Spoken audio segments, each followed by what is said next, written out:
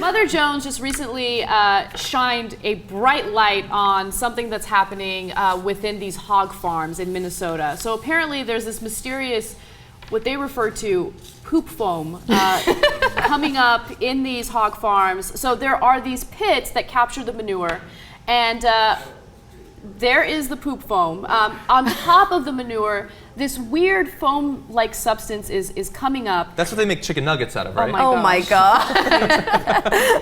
And I'm not sharing this story just to disgust you guys. I mean, this actually has significant consequences because this substance is causing these hog farms to explode. Okay, so it's a problem, and scientists don't know why it's happening. So to give you more information on it, as manure breaks down, it emits toxic gases like hydrogen sulfide and flammable ones like methane, and trapping these noxious fumes under a layer of foam can lead to sudden disastrous releases and even explosions. Yeah. Sometimes they're silent but deadly. Oh my God. Sometimes they're not so silent, I guess. Yeah, but like, I'm joking about it because You could have it's co-written disgusting. this article here with totally. Tom Philpott. Yeah, there are a lot of jokes like very that. tongue-in-cheek. But what I like about this is, look, I'm not going to get into a big argument about like eating meat versus not eating meat. It reminds us, as we go towards a future where it might be more difficult to sustain the sort of diet we have in various aspects, like the question about vegetarianism versus eating meat is not just a health one, and it's not just an ethics one, it's an infrastructure argument as well.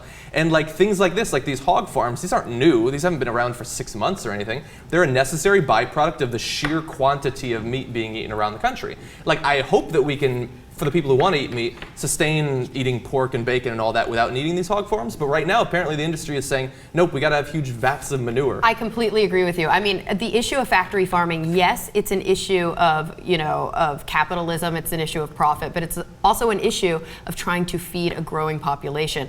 A lot of times when people argue for kind of sustainable meat eating, and I even made some of these arguments, or I tried to, during that point episode, we sometimes forget that if everybody on the planet wanted to eat organic, there wouldn't be enough food.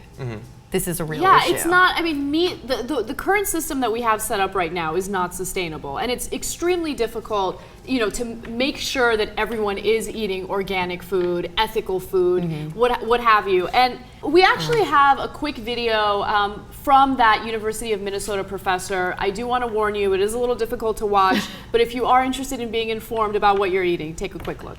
Of foaming in a manure store just was actually from the building that had exploded. This is in the spring of 2010, so about 3 or 4 months after it had exploded. This is a side that you just saw a picture of, the pump out that was open. This is that same foam, and you can see the consistency of that foam. It's really thick, heavy, wet foam, slimy stuff.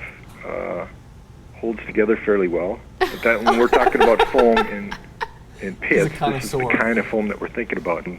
Is earthy undertones? That's unbelievable. By but September, nobody's eating this though. No, this is no pig one, shit. No, but this is pig shit. But it's blowing shit up. Yeah. By September 2011, the foam had caused about a half dozen explosions in the upper Midwest. One explosion destroyed a barn on a farm in northern Iowa, killing 1,500 pigs and severely burning the worker involved. It's sad. Yeah.